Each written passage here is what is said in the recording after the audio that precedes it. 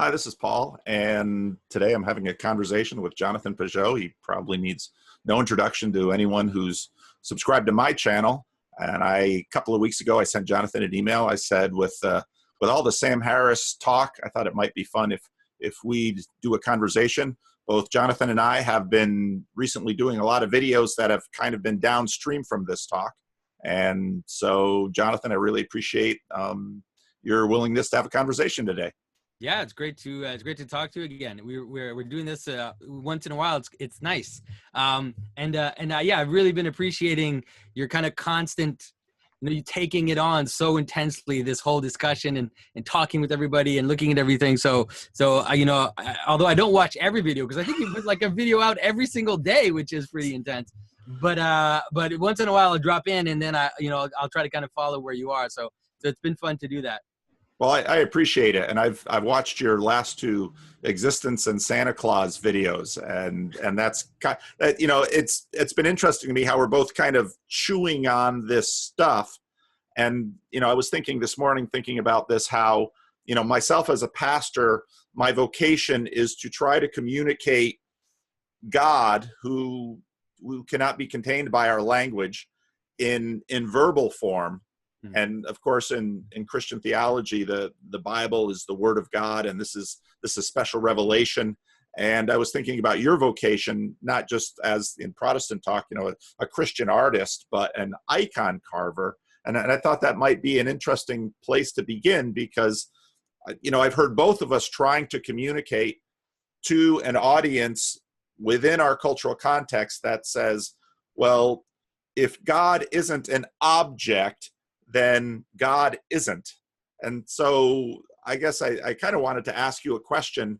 As an icon carver, how does this work for you? And I saw you, I thought really, I thought I saw you communicating about principalities and powers and using that as an avenue to talk about how God exists, the ontology of God, how God is real. And so I wanted to pick your brain on this a little bit more. So how, as an icon carver, does this connect with you?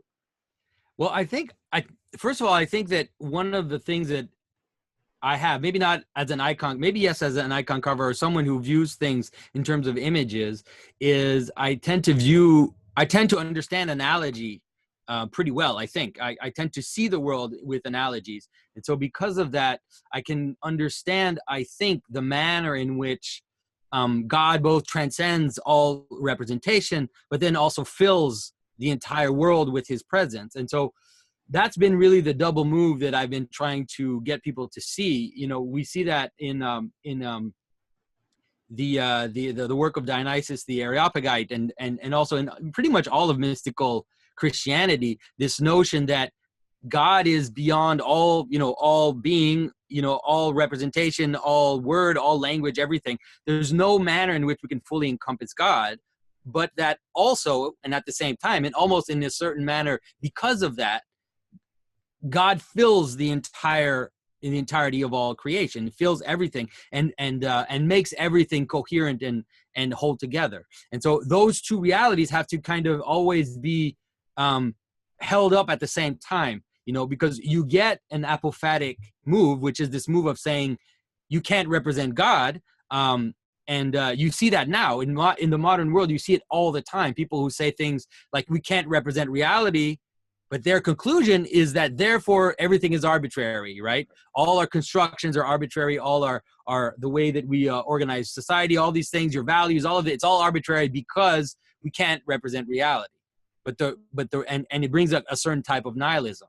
I think that, for example, existentialism has that problem, and a lot of postmodernism has that problem. But the right move is to do both, is to say, yes, we can't. There's an apophatic move where the world, even the world itself, is beyond our capacity to fully encompass it.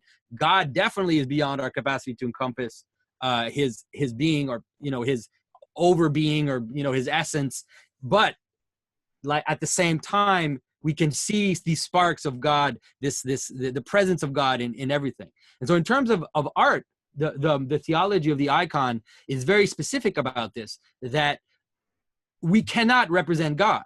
And that's really important. That's one of the things that people tend to not understand about icons, is that we don't represent God. At least we're not supposed to.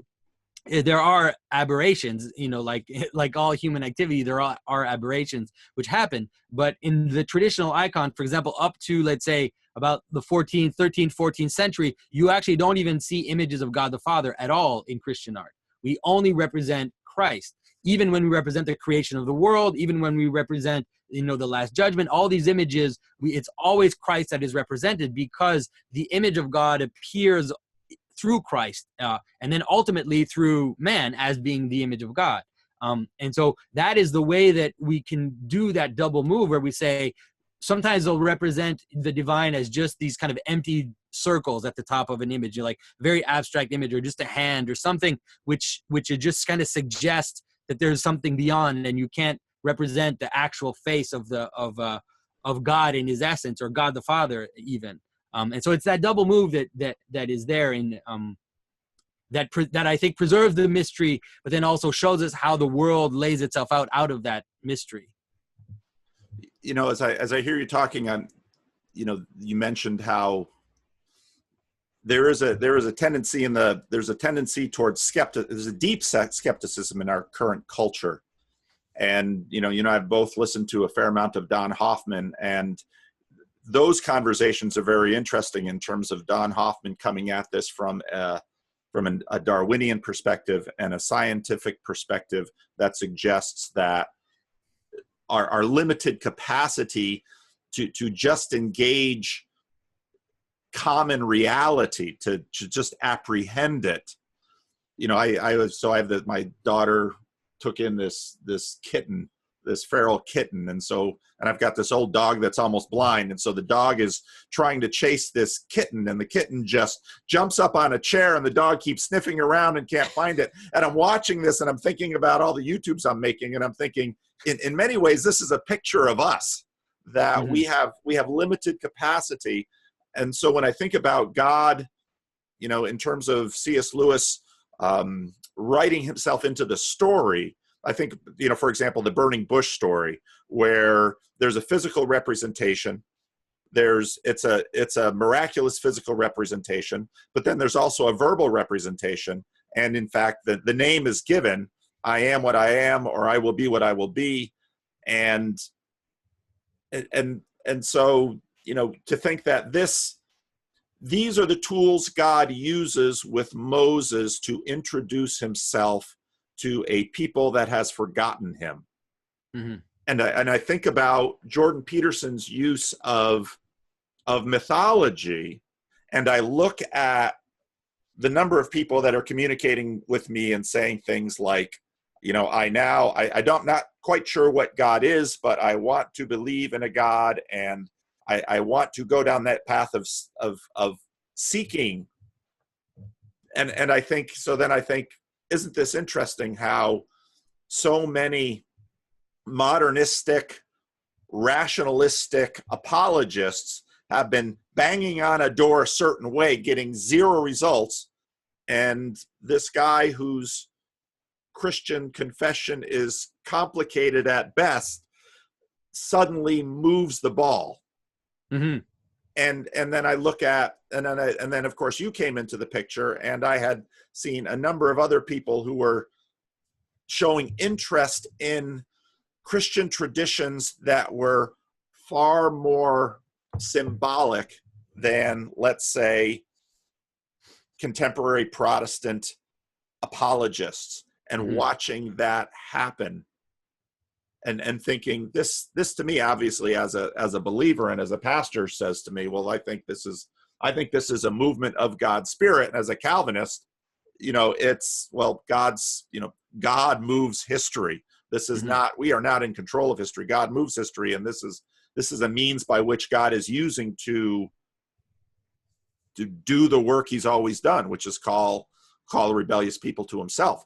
And it's interesting how have we reached the end of this descriptive phase of our language, and in a sense now, perhaps, as we've exhausted this means, people don't know it consciously, but intuitively begin to imagine, And then suddenly Jordan Peterson appears, who had been talking about this stuff for a long time. Suddenly the man and the moment come together, and bang, off it goes. Yeah, it definitely seems, it's hard not to see an almost, to use the word providence in the sense that it seems like Jordan just fell into this place, and he's taking up a space of something that was all building up to happen. And I think that we're watching it unfurl as it happens, and it's pretty impressive to watch. But I think you're right when you talk about this notion of reaching the end of the purely descriptive. The problem which happens, and I think postmodernism plays a role in that as well to a certain extent, because one of the things that postmodernism was able to show is that the purely descriptive rationalistic way of looking at the world, it ignores language. It ignores language as if language doesn't exist.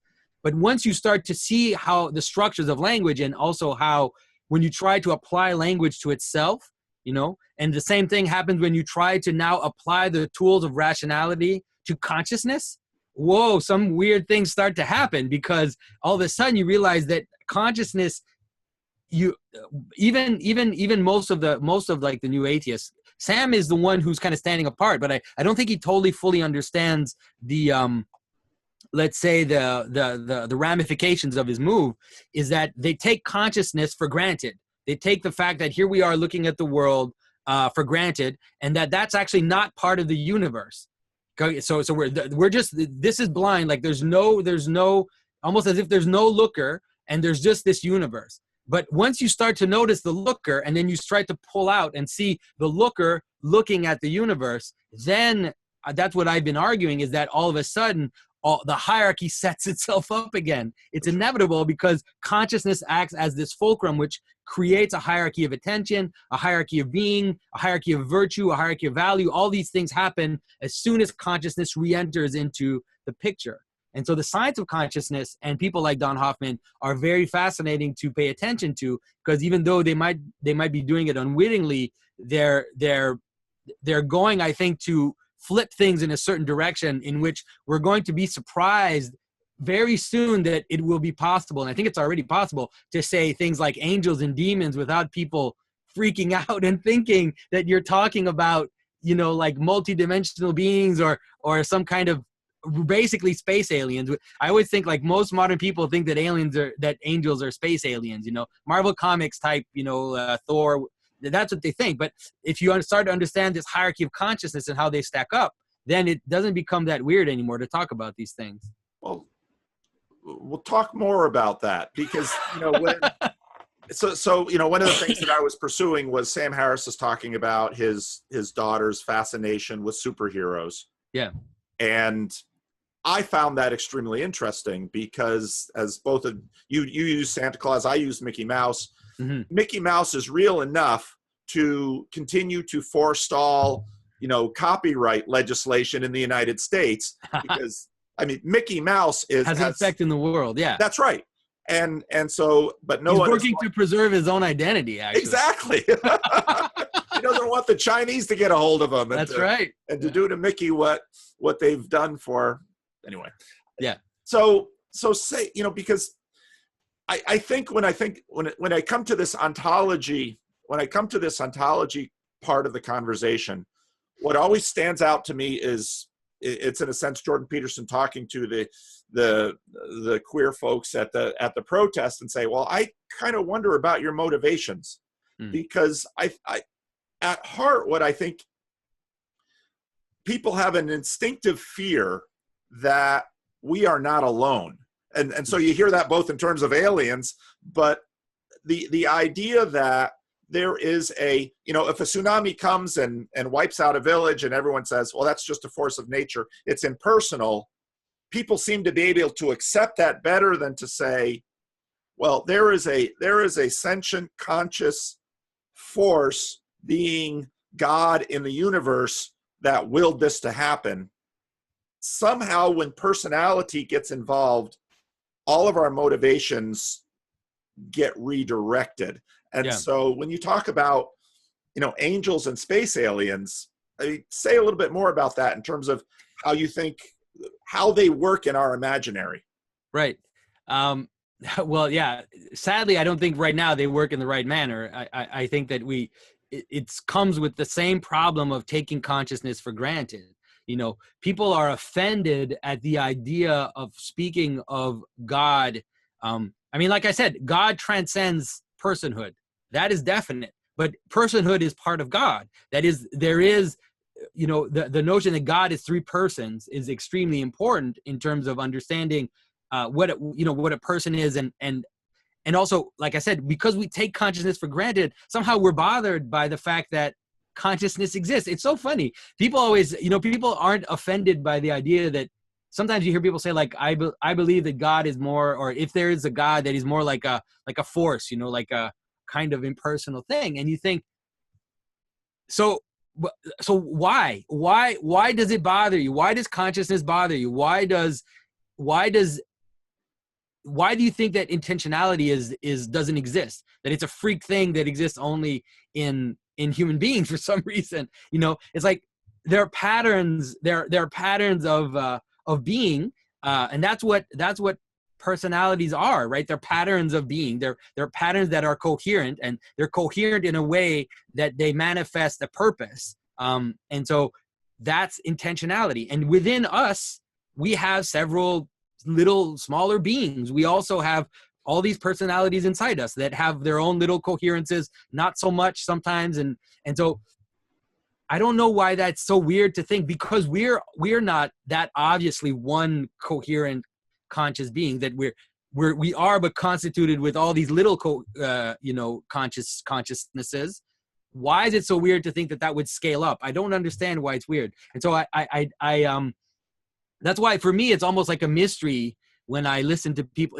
I always think it's just because you don't understand what is consciousness. You don't understand what constitutes a being, how a being is not obvious in terms of scientific analysis, that there really has to be something which pulls it together.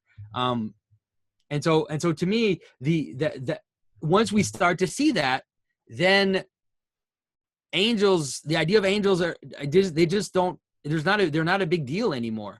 Like they're as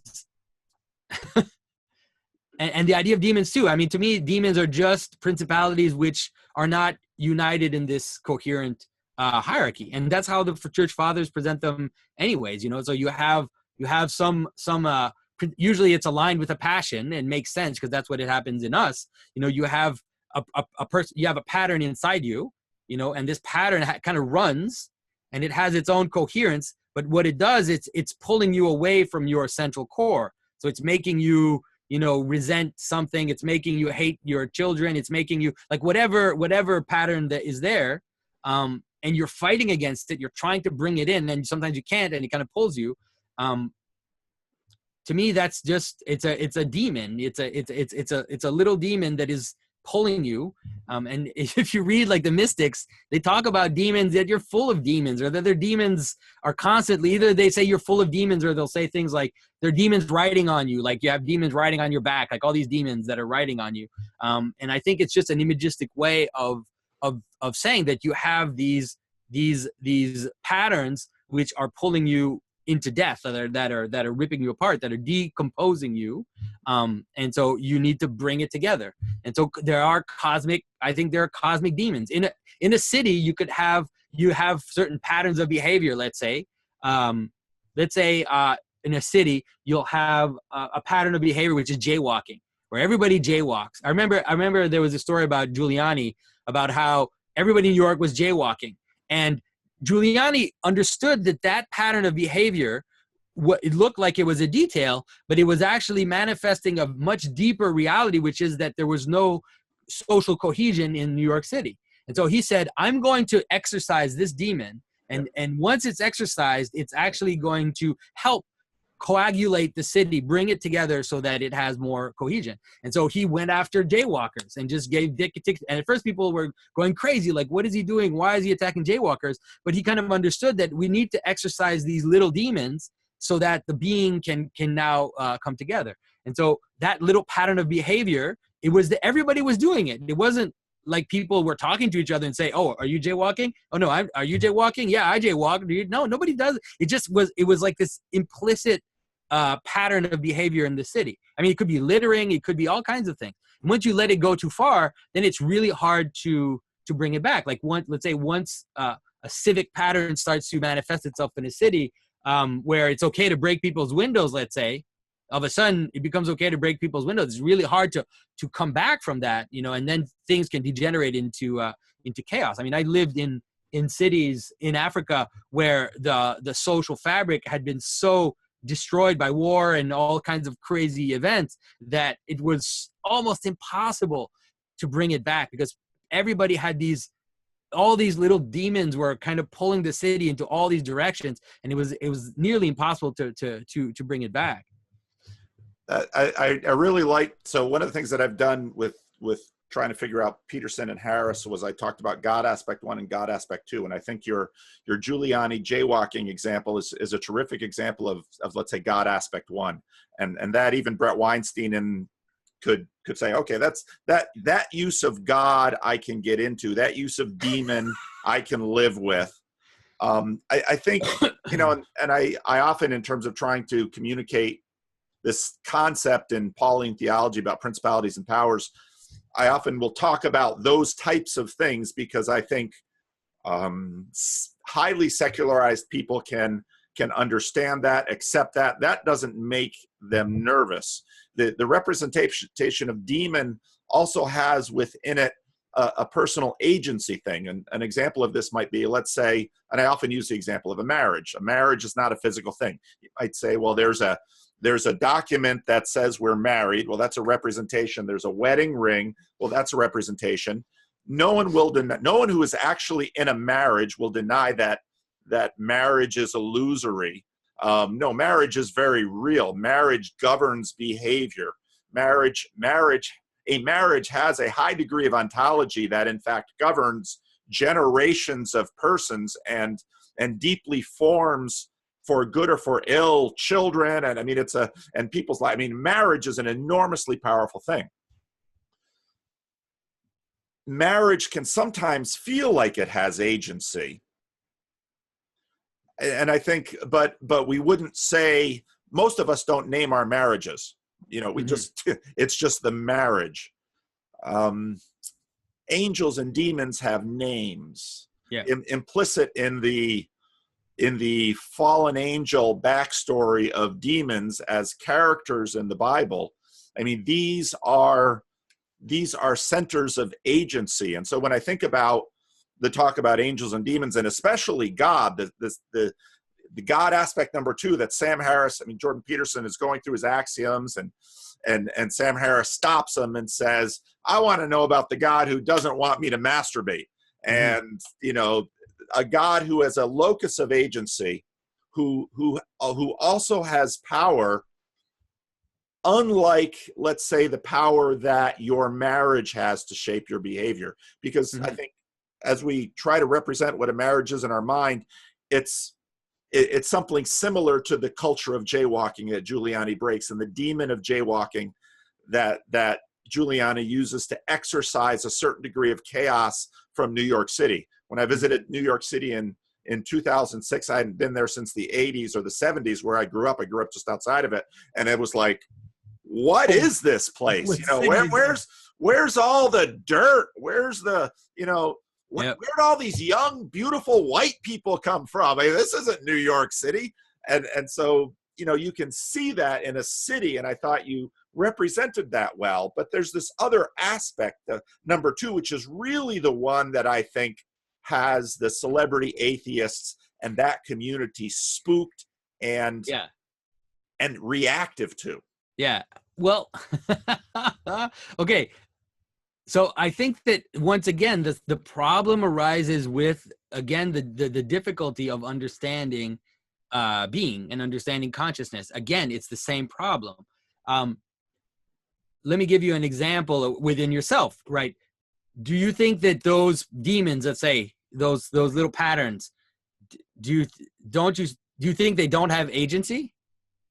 Of course they have agency, right? They know what they want, right? They know exactly what they want. And you can, if you're sensitive, if you're a little bit attentive, you can see that you're actually talking to them, that you can talk to your demons, and you make deals with your demons all the time, right? Imagine a smoker, right? So the smoker, what the demon wants is for that person to pretty much chain smoke all the time. That's what the demon wants, right? And so then you make a deal with the demon. You say, okay, I'm gonna smoke, like 3 cigarettes a day, or like whatever amount that you decide that you're gonna smoke. And when you're doing that, you're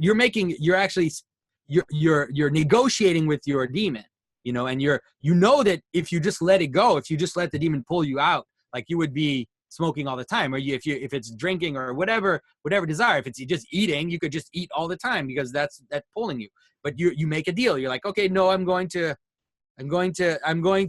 negotiate with this.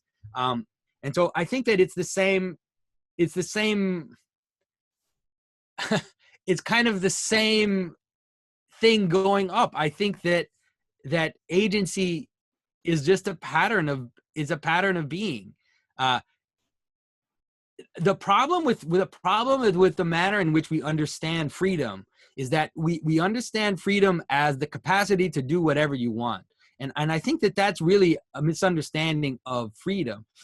Freedom is the capacity to act from within your own self, and not be fully, let's say, determined by your outer circumstance. Okay. And so that's what agency is. So that's what I think freedom and agency are. And so if that's what freedom and agency are, then you can understand that a pattern has its own energy, like it has its own will and its own thing. And so it has the capacity to act. And then also, because patterns are made of smaller patterns, it also has the capacity to manage those smaller patterns, and then to let themselves get pulled in one direction or the other. So there is that's kind of what I think agency is. And so to me, the idea that you can pray to like the angel of a city, it's like, that's what you're doing if you write a letter of complaint to the city council. Like, who's the city council, or who's the city? Like, you write a letter of complaint to the city. Like, who are you writing it to? You're not writing it to anybody. You're writing it to the city. And so you're actually engaging. You're praying to the city. You're asking the city to do something for you. And it can answer. Does it mean it's going to answer? Might not answer. Might answer in a way you don't like it to answer. But it can answer. And so to me, that's just kind of how it works. And so the idea that you pray to God, or that you pray to other beings, that it either be to the pastor, you pray to the pastor, you ask the pastor to I mean, people use the word prayer in such a special way. I know. It's like, it's not, the word pray just means to ask for something. That's an English issue, I know, because right. In Spanish and in Greek and other languages, the words are commonality, but when you say it in English, I just know a lot of Protestants, and my head is going bing, bing, bing, bing. Yeah, exactly. No, you don't, but you do all the time, right? You ask someone to help you change your tire. You ask, so you're constantly praying, and beings answer your prayer. And so to me, the idea that you can pray to higher beings, you can ask for things, is just not a big deal. And the fact that you can pray to God, to me, is that you can pray, that you can address your prayer to the highest, let's say, I think is not a problem. I do think this is where maybe you will totally disagree with me, but I do think that often, because the word God also is so wide, I think that often when someone prays to God, to ask God for some very petty thing, I think usually they're not really praying to God. They're praying to something that's lower. They just don't totally know, it's like, so that's maybe the more, let's say, idea of a Catholic person who would ask, some saint to find a parking place for them or something like that. That's really a very kind of petty, low thing. But it doesn't mean that it's not also possible. We don't understand people don't understand, like, again, it's always taking consciousness for granted. It's not understanding the manner in which consciousness, which language, which logos participates in how the world lays itself out. You know, it does participate in how the world lays itself out. Whether you know to what extent it does, what's the limit of that, is not that easy to determine, I think. I might be pushing you a little bit too far there, Paul. No. I like getting pushed. Trust me. You don't. People when they push me think I get upset, but I love No, I've never seen you get upset. It's so there's just so many interesting. There's so many interesting things that popped in as you were answering. One of the things is obviously the connection between this experience of freedom that we have, this experience of choice, this experience. I mean, one of the things when, going back earlier in the conversation when we were talking about God being beyond being, one of the theological conversations that then crops up is that within, let's say, a distinction between, say, a Christian conception of the world and, let's say, a Hindu conception of the world, is in the Christian conception there is God and not God. Yeah. I mean, it is the existence of not God that is basically the and that a Hinduistic conception, to the degree that I understand it, lacks. Yeah. Which but what's that? I was gonna say, but at least in the Orthodox tradition, we do have this notion of the divine energies, which is extremely important in grace. In the Orthodox tradition, this notion of grace is seen as God himself, that grace is God, and so the grace which underlies the world, which is at the root of all manifestation, are these divine energies. That is, these, we use the word energies, obviously is too bad that we still use that word because it's so ruined. The wills of God are underlying all of phenomena, and they can actually transfigure phenomena, so that eschatologically, right, in the totality of all things, God actually fills all things. So it's not to say that it's not. We usually make the distinction, at least in Orthodox theology, between essence, like the divine essence. We don't share God's divine essence, right, but we participate in God through participation. We become God through participation, and that's a way to create that absolute separation, like you said, between, let's say, the ultimate infinite and manifestation. But there's also this eschatological reality, which is that all things are called, ultimately to be transfigured and full of God, and to kind of enter into God and participate in God's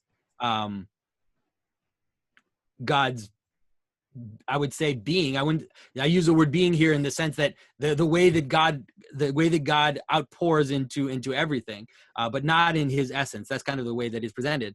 But I agree that it is different from the kind of emanationist theories that you see in Gnosticism, and you see also in Hinduism. And the problem with emanationist theories is that because they have this notion of emanation, they almost necessarily have to see a diminishing.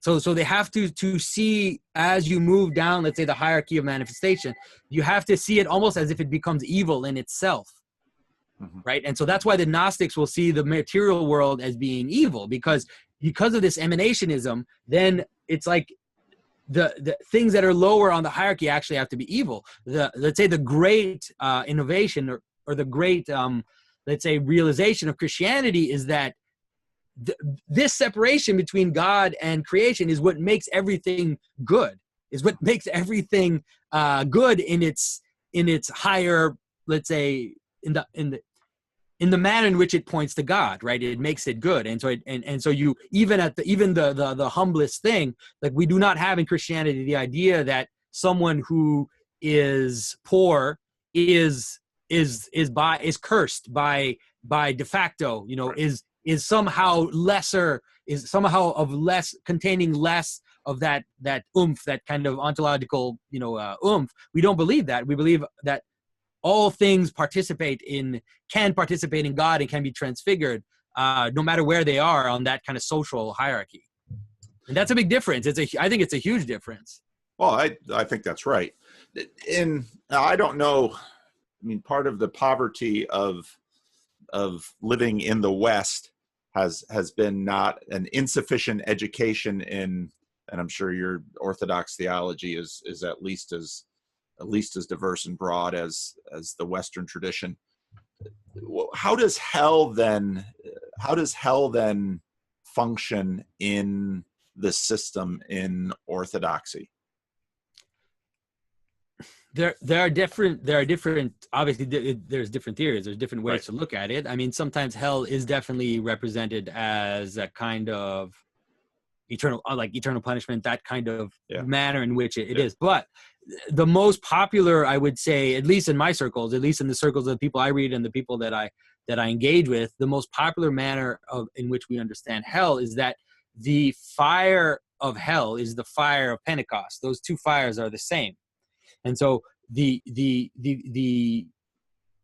hell is the fullness of the presence of God in all things. That's what hell is. The difference is that for those who have opened themselves up, right? For those who have opened themselves up to the grace of God, then that grace becomes transfigures. Right. Whereas for those who have closed themselves off, have attached themselves to their resentments, to their passions, to those things that decompose them, then that fire burns them. I always use the example of how if I do something horrible to you, I do something really, really despicable to you, and I do it, with all the spite that I can do it with, and your answer to me is this pure love, just pure, unadulterated love and forgiveness and openness. Now, when I encounter that, I can do two things, right? I can repent and kind of enter into your love and be transformed by it, or I can just close myself off even more, and then that love that you're showing to me becomes, it burns me, right? It's fire, it's burning coals on my head, like St. Paul says. And so that's really the manner in which it's usually talked about. So there's this kind of, if you look at the eschatological reality, like the total reality, it represents all that in us right now, even all that in us right now that is resisting to be transformed by grace. It's burned by the presence of God. That's what burns us. Even our guilt, all that stuff inside us, it's actually God. It's actually the love of God that is burning us. And so that's really the way that it's presented.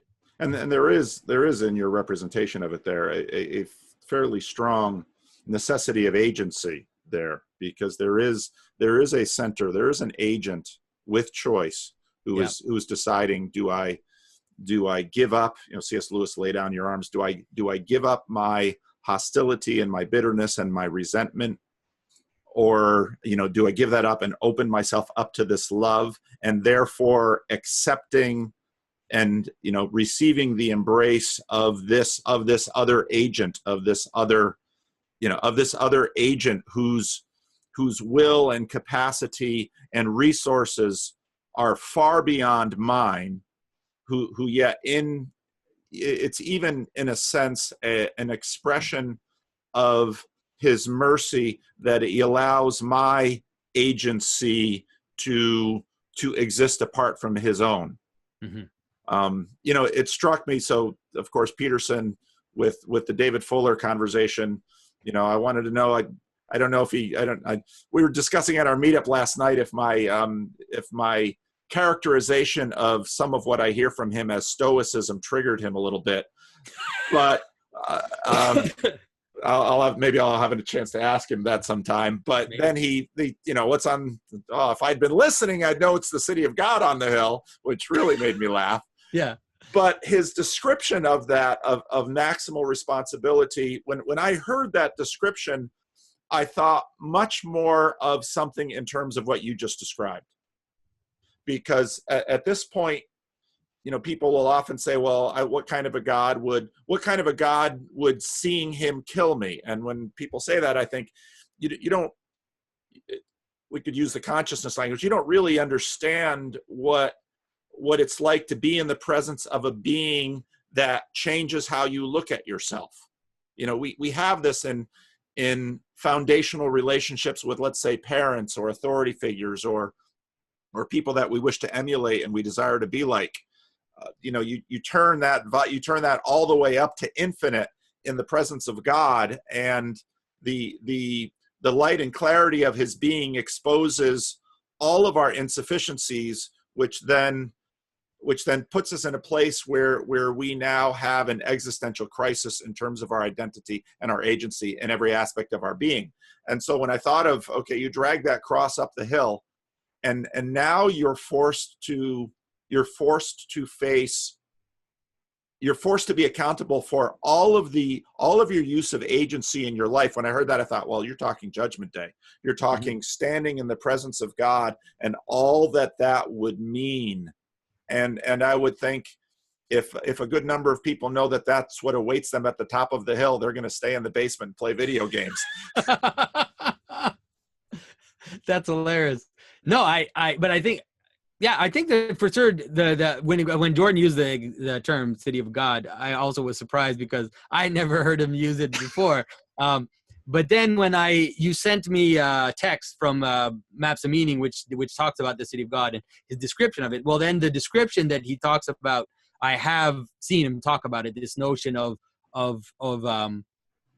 this city, which is that is the representation of order, but order in a manner which is also open, or let's say looking out towards chaos and not being completely secluded, but at the same time that is together and looking towards truth and looking towards responsibility, like you talked about.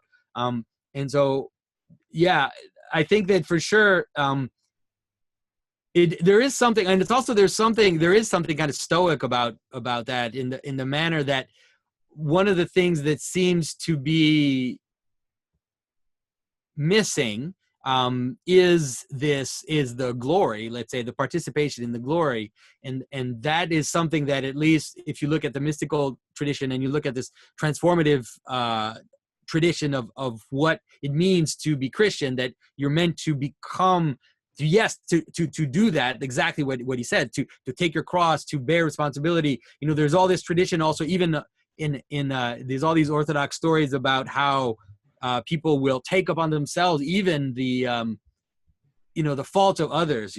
There's all these wild tradition. I was looking at one pretty crazy tradition today about I forget.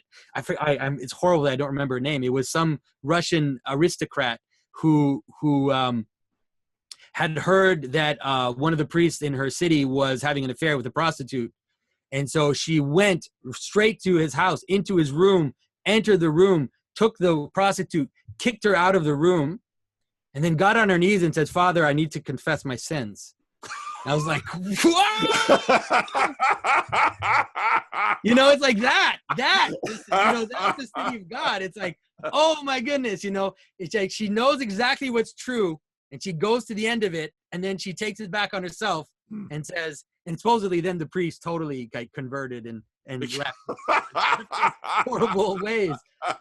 But you see that St. Francis does that too. There's stories of St. Francis doing that too, where someone asks him, what about this priest who's living with a woman? And he kind of says, I don't even deserve to kiss this man's feet. And he gets on his knees and he kisses the priest's feet. And the priest's like, no, don't do that. You're killing me by doing that.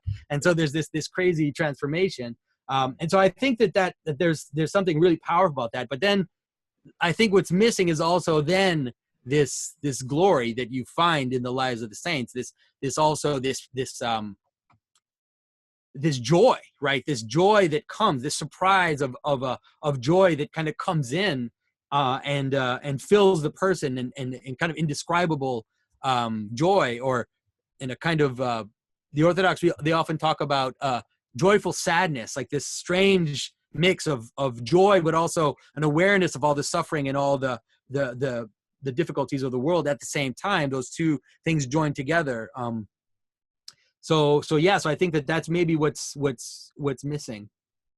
Well, it's even if let's take the representation of dragging something up a hill. Someone in my meetup last night brought up Sisyphus, of course, because you bring it up the hill and then it goes back It comes down, back down. and that isn't. There is, the reason, with all of Jordan's stuff about mapping meaning and all of this. I mean, the reason that dragging that thing, that cross up the hill, gives the experience of meaning is obviously because there's meaning built into the world in which you are acting. Yeah. And that when you get to the top of the hill, there is joy. There's joy of accomplishment. And Peterson himself talks about, the Nazis, making people take sacks back and forth in order to completely destroy meaning. So it's, yeah.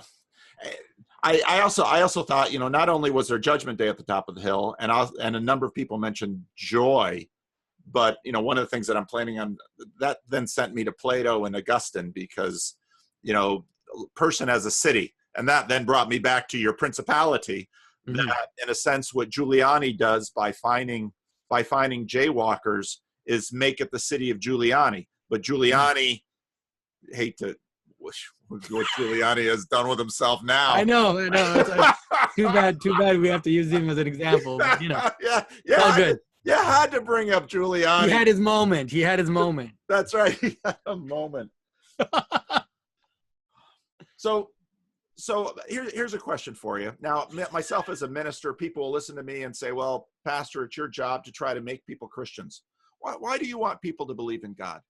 Mm-hmm. Why do I want people to believe in God? You? It's funny. I don't see it that way. Like, I think that the idea that people don't believe in God, to me, is so kind of irrelevant, because I think that not irrelevant. Like, it's kind of horrible that I'm saying that. People will be like, what is he talking about? It's just that I don't know what you mean. I also don't know what you mean when you say that that they believe in God. To me, it has to be more than just believing in God. Like, it has to be an entering onto a path, right? Entering onto a path of life, and that's what matters, right? What is it that it says even in Scripture that the devil believes? Satan believes in God and he trembles. And so it's not just about believing in God, but really entering on that path. And so I think that I believe that that path of coming together, of turning together, of celebrating the right thing, of praising the right thing, of moving towards the right thing, I see it as the solution to our personal problems, to our family problems, to the community's problems. I see it basically as the way in which things will come together and have purpose and meaning, and not be constantly decomposing. And so to me, that's what my whole purpose is to help people see the coherence and the beauty and the power of this path, which is the Christian path. And so it's more to me than just believing in God. And that's why I almost never, sometimes I do, but I rarely talk about God, because I don't know, it's like, I'd rather kind of try to show you the transformational aspect of Christianity, try to show you how it transforms the world, and hopefully then it'll give you a glimpse of this divine mystery. But it's very difficult for me to talk directly about God. I tend to not want to do that too much. In some of the Q&As, people are always asking me questions about the Trinity. Then I'm answering. As I'm answering these questions, there's a little voice in my head saying, shut up, Jonathan. Shut up. Don't talk about the Trinity. Don't talk about that stuff. It's Why? Not because it doesn't, because a lot of, especially the Trinity, so many of those words have been so ruined. Like they're so ruined. There's a mile, you have to walk a mile before you even get a sense of what they're talking about. There's a lot of stuff in Trinitarian theology that I trust, because I trust the fathers and I trust the church, but there's a lot of stuff that I don't understand. Like I don't. Okay, so the son is. Why am I talking about this again? It's like the Spirit proceeds, but the Son is engendered, and it's like I don't know. I guess it's not. I don't totally. I don't completely It's I don't understand it, at least rationally. If it's, I can't talk about it. I can talk about a lot of other stuff, but that particular thing, I'd rather, for now at least, I'd rather it kind of stay in a, let people get there when they get there. And the people that are watching my videos, I think most of the people are kind of coming wide-eyed and now trying to see this, what is going on. And so I'd rather talk about patterns and beauty and how Christ, I talk about Christ. That's basically what I talk about most of the time, is talk about how Christ brings everything together. And so, yeah, that's been, I don't know. I can't totally explain it, but I really struggle to, I think I totally understand when Jordan, that's why I have so much sympathy for Jordan when people ask him, do you believe in God? And he's like, I don't want to answer your question. I don't want to answer that question, because that question is so loaded and it's so perverse that if I answer it, you won't understand it. Because if I just say yes, then you won't know what I'm talking about. And so I'd rather not answer it. I'll talk about all this other stuff. But then secretly, obviously, it's like I keep telling you, it's obvious that Jordan believes in God. He said it in so many ways. He just doesn't want to say it that way, because he knows that, especially the people asking to that, they have ulterior motives. They either want to know if you're on our side, like, are you on our side? Are you one of us? Or are you one of them? Are you one of those guys? And he's like, I don't want to play this game. I'm not interested. So I think I'm kind of also avoiding that. That I'd rather just, anyways, sorry, enough about that. No, that was wonderful. That was fascinating. When I was watching your principalities, when you're going through the principalities and powers, which I really appreciated how you lined that up, I was really struck where we're talking about in Judah, in Reuben, in Issachar, and the synoptics use kingdom of heaven. John uses eternal life. Paul uses in Christ. Mm-hmm. And, you were setting that up with with our internal demons. And I thought that, again, pastors, I push back on Jordan Peterson. We are liars, but we're really more thieves, because, you were setting that thing up. I'm going to steal that from Jonathan. Yeah, go for it. But you didn't, now mentioning, you want them to see Christ. That's interesting, because I was listening to you go through that. Okay, he's just setting us up for in Christ, and he didn't go there. No. Why? Well, that's the thing. I'm revealing my secrets here. That's the thing, is that the whole manner in which I speak, and I think the whole way I wish I speak is I want, most of the time, like, I want you to kind of say some things, bring you, and then, because the problem with and then let you make that next step, because we've sadly heard we've heard preachers go at us for too long. Like, not you, you're good, but you know what I mean. All those other guys, we've heard them. We've come at us for too much, and to just want you to, like, if you believe in the name of Jesus, and all that stuff, and it's come to a point where it doesn't mean anything anymore. It doesn't mean anything. Believe in Jesus and you'll be saved. I don't know what you mean by believe. Not sure what you mean by Jesus, and saved for sure. I don't know what you're talking about. Okay. So all those things, like, I don't know what you're talking about. And so I'd rather talk about, bring people into that kind of mystery, and then let them see for themselves where it goes. And so that's why I'm always very careful in the way that I talk about this stuff, because of that. And I think it's been, a lot of it's been ruined. So let's help people understand the words, and then slowly, I always tell people, I hope that my hope, and I've said this in my videos before, that my hope is that one day most people will be able to say, our Father who is in heaven, and they won't have to explain it anymore. They won't have to say, but for now, you need to understand why we say Father. You need to understand why we say heaven. You need to understand all that stuff. And at some point, I do it. I can say our Father who is in heaven and not flinch at all, because I feel like I'm enough in the story that it's fine. But that's my hope, and so that's my hope for Jordan too, is that he sets up this whole story about how, this bottom up structure of how the Father, that we've kind of, all these images of different fathers have come together into this like essential image of the Father, and kind of doing this bottom up thing until we realize that there is this image of the Heavenly Father, and it's part of it's built in us, this image. And so now I don't have to say that, all that stuff, you don't have to say that anymore. You can just say, our Father who is in heaven, hallowed be your name.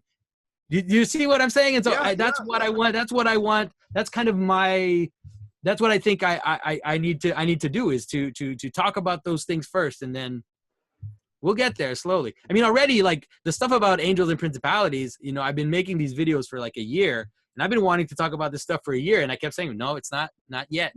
Don't talk about this. Then the Don Hoffman stuff started coming out. I'm like, okay, this is the time's coming. Then Jordan and Sam had those discussions, and Sam keeps talking about consciousness. So at some point I thought, okay, now's the time, and I can talk about this stuff, because I think people have enough, at least people have been watching my videos, they have enough foundation that they can hear me say these things without thinking that I'm talking about Marvel Comics, superheroes, you live in other dimensions when I talk about angels. Because you go to a church, when I was growing up, people would say stupid things like that. They would say, I think angels are beings in other dimensions. What are you talking about? Other dimensions? My goodness. Science fiction, it's like, because we have Scientology and Mormonism and all these kind of really disturbing materialistic religions, and a lot of Christians, they have that too. They just don't, sometimes it's not even conscious, but they think that demons are physical beings somehow, or that angels are physical beings. That they're not. They've never been. No one has ever thought they were. If you read the Fathers, they either say that they're immaterial, or they say that they have subtle bodies. It's like, okay, what does that mean, subtle bodies? Well, I can give you examples of subtle bodies. It's like a story is a subtle body. They're all forms of subtle bodies. A city is a subtle body, because you can't totally contain it. Like, it's not completely. So you have different levels of bodies. Anyways, this is becoming a rant. That's not good. This is fun. This is fun. If I were a journalist, I'd feel like I got a scoop. Jonathan Pageau and the subtle bodies. The subtle bodies. There you go. But it's interesting to me because from our last conversation, I know a bit about your story in terms of growing up evangelical, and listening to your description of your, boy, I gotta be careful with my words, but I'll just say your evangelist heart, your pastoral heart. That's what I hear you say. You want people to be able to say, our Father who is in heaven. And when I hear that, I hear homecoming. I hear being at home in a relationship. Because to say our Father, well, that suddenly orients you with God, and it orients you with your neighbor, because it's not my Father. Yeah. It's our Father who is in heaven. Hallowed be your name. Thy kingdom come, thy will be done on earth as it is in heaven. Give us today. I mean, we go into the prayer. Right. Yeah. So that really helps me. That helps me on a whole bunch of levels, because for a long time I pester people, because I obviously live within a Protestant tradition and in a diverse context where I'll have people coming from lots of different traditions, often African-American churches, and they'll just throw out words like saved. And then if I'm in a Sunday school class, I'll usually stop them and I'll ask, well, what do you mean by that? And it becomes very clear they don't have any idea what they're meaning by that, or it's simply code talk for hell avoidance when you die. And then as a pastor, okay, now I'm going to start to poke around at these things and do a little, because to gently begin to have you, that's what pastors do. So it's very interesting you're not going to sit here and make all these videos. Okay, you've got Patreon and this has opened new opportunities for you, but you as well as this isn't going to make either of us rich. I don't think so. And so what you are doing is coming out of your heart, and it's coming out of it's coming out of the joy that you found. And, you know, and this isn't uniquely Christian. I mean, what Sam Harris is doing, I was just listening to you talk. I listened to the first, about a half hour of the first Vancouver talk, where Peterson and Harris are kind of getting a lay of the land. I mean, Sam Harris very much means well. He wants, when you listen to him, when you listen to his heart's desire, he wants, in his own words, well-being for people. He doesn't want to see people hampered by what he calls superstition. And so he's got a plan for how this can be. And this is the mission that he's pursuing. I have a mission, you have a mission. And it was helpful for me to hear. I thought you were just very transparent. Now, I'm sure you're going to take some shots for a variety of things that you said from certain corners of the church, and I expect that, but you're a big boy, you can take it. But it was helpful for me to hear your heart and to understand, because you very much helped me see you and understand, you know, what's going on with you and what's going on with your videos. And, you know, I think if we could probably spend a long time talking about angels and demons, because, you know, I think I'm not quite sure. I haven't quite fully digested what, you know, where you're going with this and how I feel about it. But it was very, very interesting. I think people will find it quite interesting. So. Well, yeah, well, I'm happy if people find it interesting. I think for me, if you ultimately, it's to help, for me, it's ultimately to help people see how beautiful, you know, our tradition is, how coherent and beautiful it is, not in a scientific sense, but almost like this powerful, beautiful artwork, like this poem that has been that has laid itself out in the Bible, and then also in the liturgy and in art and in architecture, all these things. It's just how beautiful it is and what it points to, obviously. But yeah, I know that most of the people that listen to me, they're not Christian. I'm not talking to most of the people I'm talking to are not, let's say that person that comes to church and maybe doesn't have a lot of education, that talks about heaven and talks about being saved and going to heaven in a very kind of naive and misunderstood way.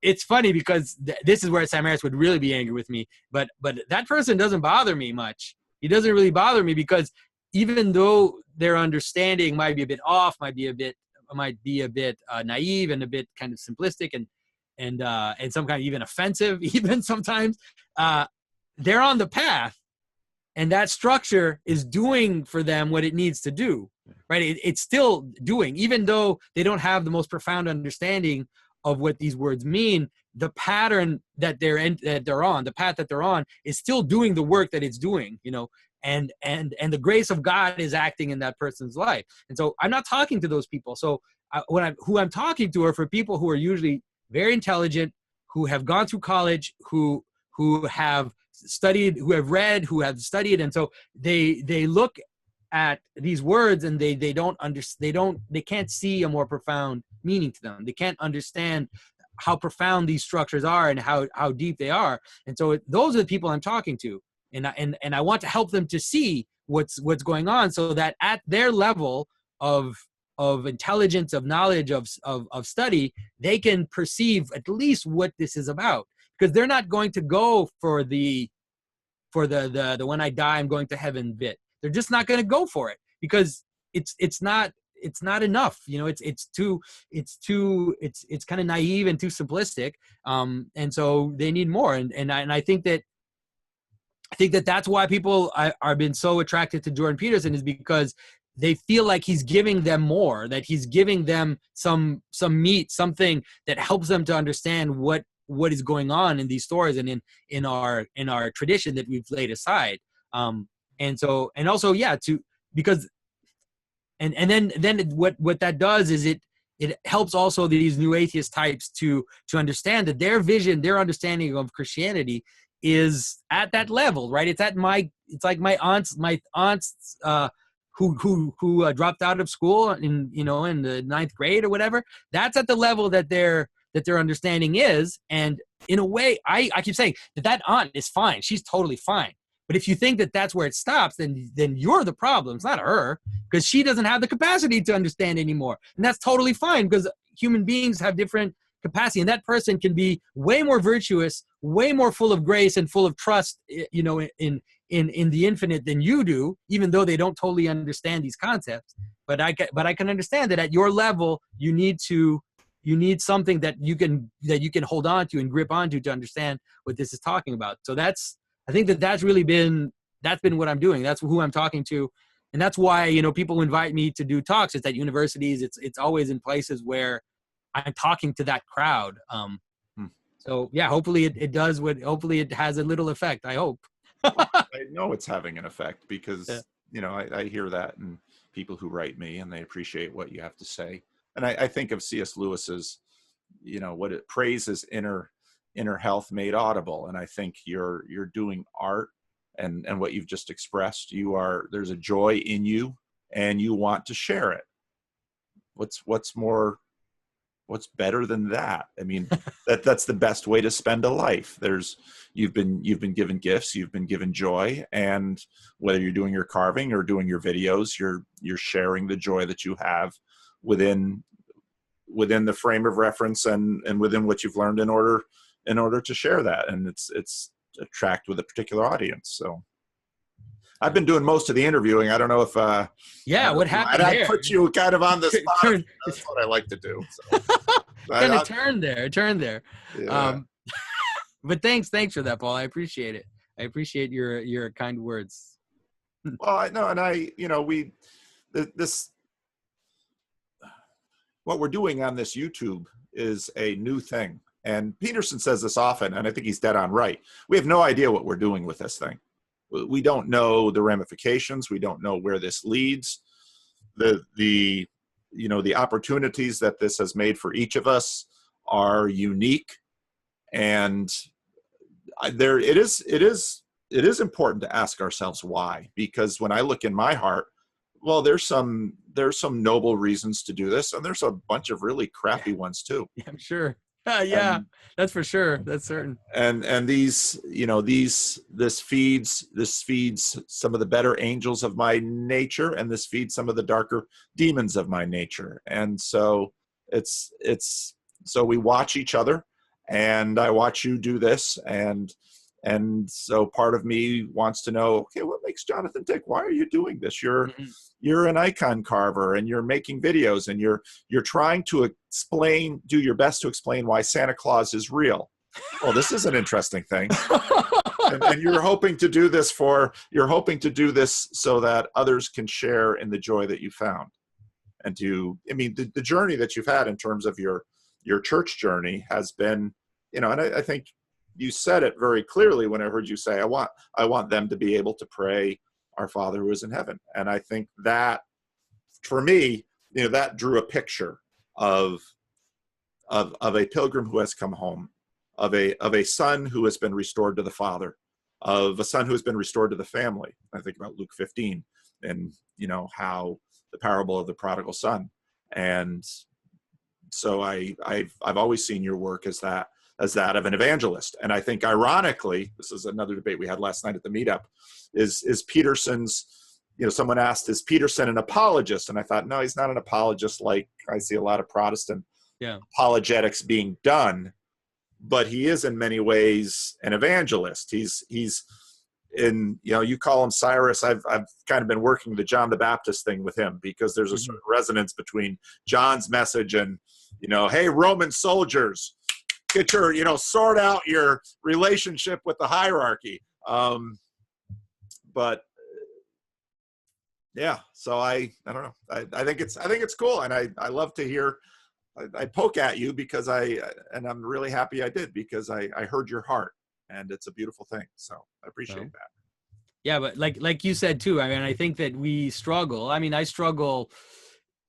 Like you said, we do this, and then like we get attention. Like I'm getting attention for these videos, and I'm getting people writing me and everything. And so, you know, to keeping that ego down has been, oh my goodness, that's really tough. I definitely have quite an arrogance. I have a very I have a strong streak of arrogance. I'm really trying to hold that back because sometimes it comes out, oh my goodness, Jonathan, take it down a notch.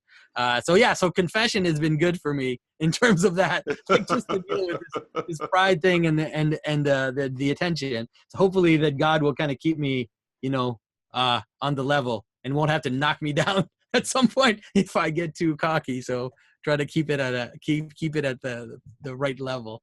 Yeah. Well, anything else you want to go over today, or you think we've? No, I ended up speaking most of the time. Oh, that's so cool. Yeah, well, yeah, thanks for. I think we've actually also gone for like an hour and a half, which is probably long enough. But we should definitely do it again next time. Then I'll interview you. We'll just we'll trade off. You interview me, I'll interview you, like one after the other. And hopefully I'll come to see you at some point. I hope. Yeah, I'd like to do a conference at some point and fly you out here, and I think that would be a lot of fun. There's some, the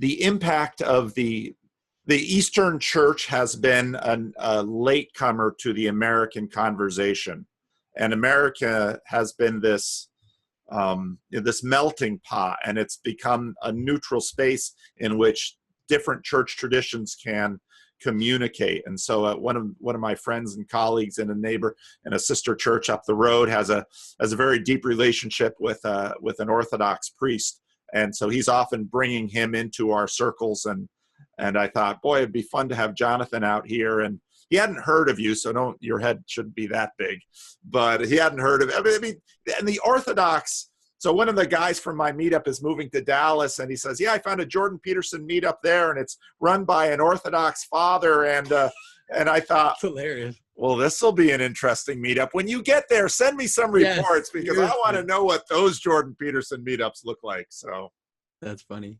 But yeah, God is doing a work that obviously, again, as a Calvinist, what is God up to? I don't know, but as in the words of Freddie Schuler, God is large and in charge. And well, for sure, things are moving, and so that is for certain. And I think that people should pay attention. I think it's great that you're around paying attention and also kind of helping others to understand that it's best that we not ignore what's happening, because there's definitely something going on, and so we need to be attentive and to speak into it as much as we can. So thanks for doing what you're doing. Well, thank you, Jonathan, and I'll just stop the recording now.